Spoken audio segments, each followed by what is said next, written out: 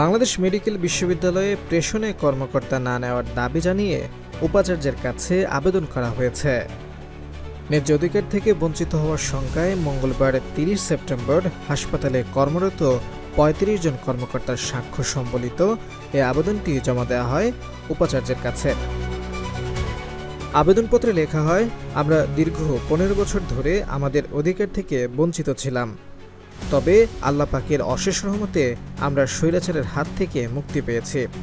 কিন্তু বর্তমানে ডেপুটেশন কর্মকর্তা আসার কারণে আমাদের অধিকারগুলো পুনরায় সংকুচিত হচ্ছে। আবেদনটিতে আরও বলা হয়, ডেপুটেশনে আসা কর্মকর্তাদের চাপিয়ে দেওয়ার ফলে আমাদের উপর বৈষম্যের সৃষ্টি হচ্ছে, যা পুরোপুরি অগ্রহণযোগ্য।